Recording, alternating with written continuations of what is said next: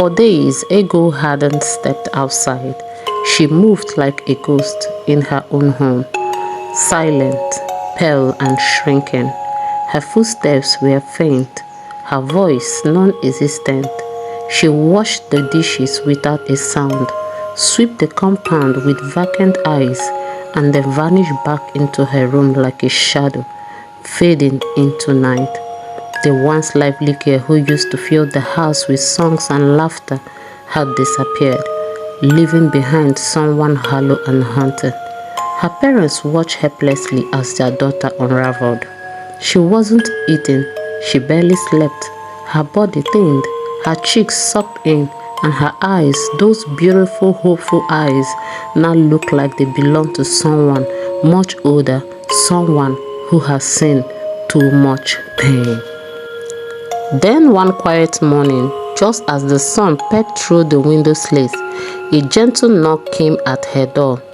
Ego, her father, called softly, holding an old dust-covered photo album in his hand. "Please sit with me." She hesitated for a moment, then finally turned from her bed. Her father stepped in slowly, his face marked with both worry and tenderness. As he sat beside her, his voice trembled. "I know how it feels, my daughter," he began. "That kind of heartbreak. It crushes something inside you. But watching you like this, watching your light fade, it breaks me even more." Tears welled in Ego's eyes, but she said nothing. He handed her an album. "Here," he said. "Take a look." With shaky hands, Ego opened it. Her brows furrowed. Inside were photos of a young man with swagger, dressed in colored shirts, holding guitars, posing with a crew of old useful dreamers. One of them looked just like her father, only younger, sharper, brighter. She blinked in surprise. "Is that you?" A soft smile tugged at the corner of his lips. "Yes, that was me, before life turned." Ego stared in disbelief. He pointed to a tall, dark-skinned boy beside him in nearly every picture, and that was Donatus, like the legendary Don. Her mouth fell open. "Don? As in the legendary Don?" He nodded. "Yes, we were more than friends. We were brothers. Music was everything to us, just like you and EJ." Her heart pounded as she clutched the album tighter. She had never imagined this quiet man, her father, ever lived a life of rhythm and fire. "One year, the village royals invited us to perform at the Grand Festival," he continued, his voice thickening now. "The place was packed that night.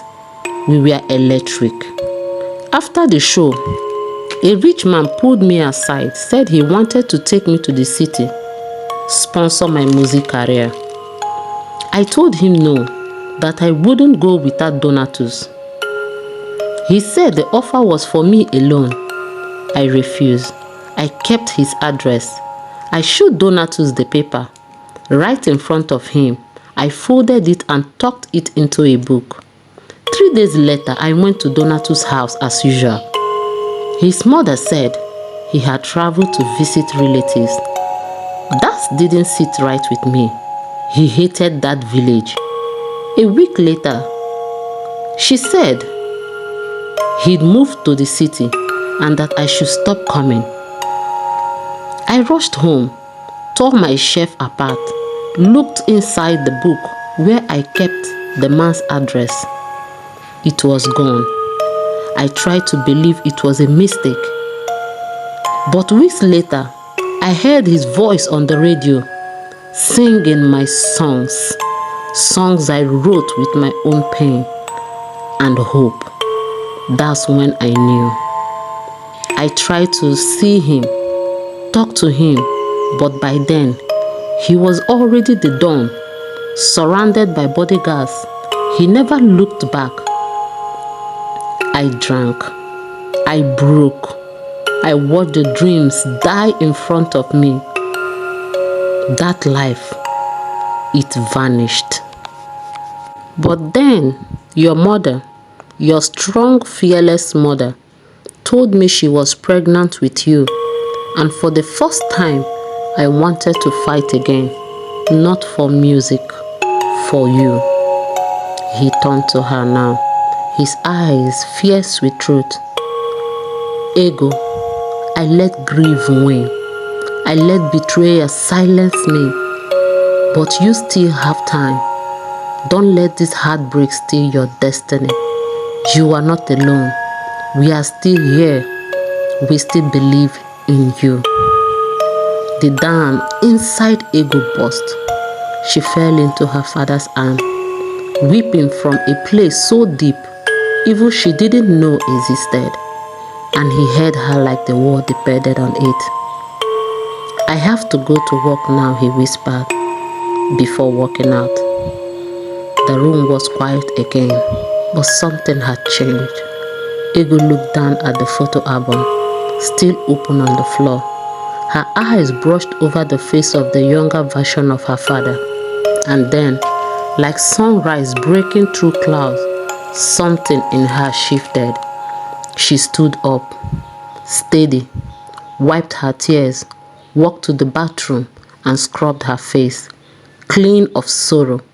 She pulled out her best dress, the one she hadn't worn in weeks, combed her hair, packed her music box and walked out the door with her head held high, not just to sing, but to fight, to rise, to take back her voice.